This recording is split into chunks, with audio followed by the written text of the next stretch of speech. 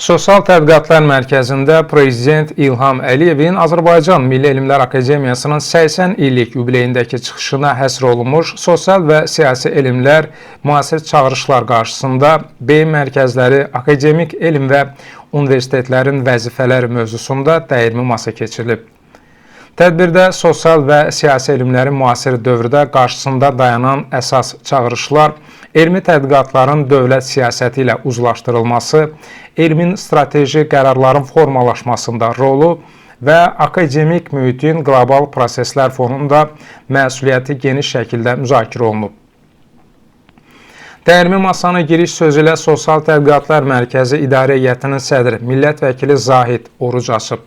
O bildirib ki, Prezident İlham Əliyevin Milli Elmlər Akademiyasının 80 illik yubileyində çıxışı, Vətən müharibəsində qələbəmizin 5-ci il dönümünün parlaq səlnaməsini, zəfər ruhunu alimlərimizlə bölüşmək, qalibiyyətimizi gələcək elmi hədəflərimizə yönəltmək məqsədinə xidmət edirdi.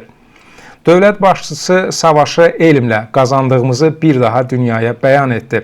Həqiqətən 90-cı illərdə məğlubiyyətimizin səbəblərindən biri də bütün sahələrdəki kimi alimlərimizin də Ermənistanla müharibədə hazırlıqsız yaxalanmaları oldu. Onlar vahid qüvvəyə çevrilə bilməmişdi. Elmi səfərbərlik yalnız Ulu Öndərin hakimiyyətə qayıdışı ilə başlandı. Heydər Əliyevin Sovet dövründə Azərbaycan elminin formalaşması və inkişafındakı misilsiz rolu onu təkrar hakimiyyətə gətirən qanuna uyğunluq və sonraki uğurların əsasını təşkil etdi.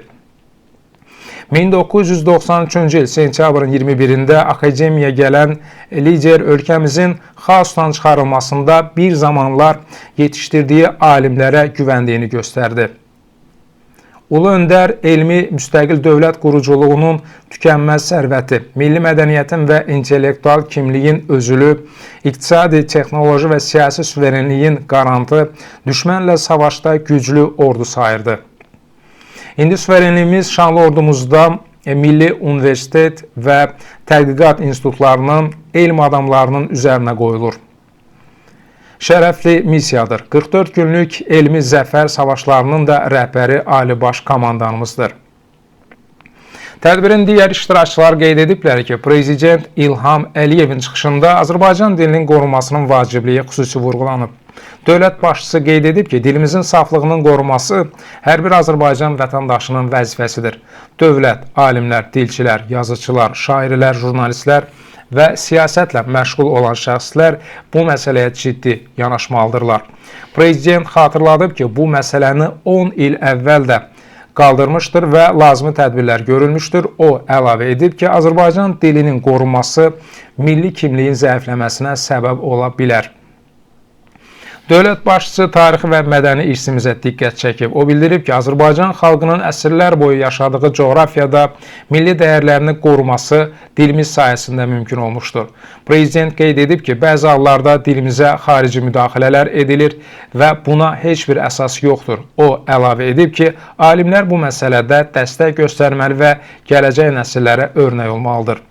Tədbirdə Azərbaycan Milli Elmlər Akademiyasının 80 illik fəaliyyəti də qiymətləndirilib. Qeyd olunub ki, Akademiya Azərbaycanın elmi inkişafında aparıcı rol oynayıb. Ulu Öndər Heydər Əliyev alimləri həmişə dəstəkləyib. Akademiyanın fəaliyyətini təkmilləşdirmiş və yeni elmi tədqiqat institutları yaratmışdı. Dövlət başçısı öz çıxışında qeyd edib ki, bugün əldə olunan elmi potensialın təməli həmin dövrdə qoyulub. Prezident İlham Əliyev süni intellektin, kiber təhlükəsizliyin, sənaye və hərbi sənayenin inkişafının vacibliyini vurğulayıb. O qeyd edib ki, süni intellekt artıq ölkələrin gələcək inkişafının ayrılmaz hissəsinə çevrilib. Azərbaycan alimləri bu sahədə fəal olmalı və geridə qalmamalıdırlar. Dövlət başçısı bərpa olunan enerji və geoloji kəşfiyyatın da önəmini qeyd edib, xüsusilə işğaldan azad olunmuş ərazilərdə aparılan işlərə diqqət çəkib. Prezident çıxışında Azərbaycan tarixinin tədqiqi və təbliğini xüsusi vurğulayıb. O bildirib ki, gənclərimiz xalqımızın zəngin tarixini bilməli və qlobal səviyyədə yaymalıdırlar. Dövlət başçısı qeyd edib ki, Azərbaycan xalqının dövlətçilik tarixinin öyrənilməsi və təbliği elmi əsaslarla aparılmalıdır.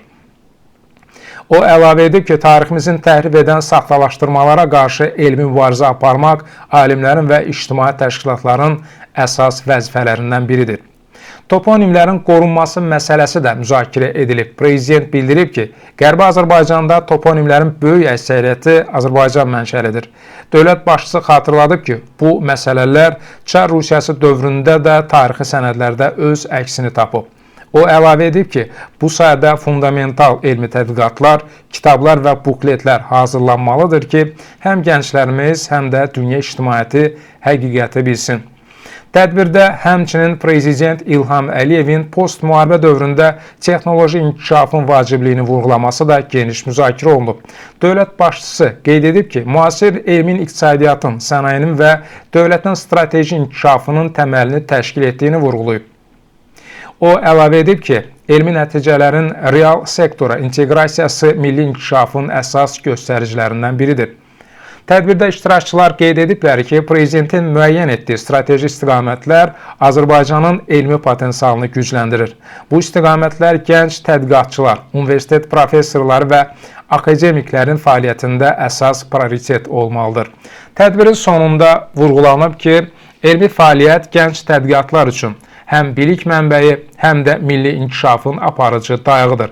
Eyni zamanda vurğulanıb ki, Prezident İlham Əliyevin elm adamlarına ünvan alan çıxışı bütün tədqiqatlar üçün daim istinad nöqtəsi olmalıdır.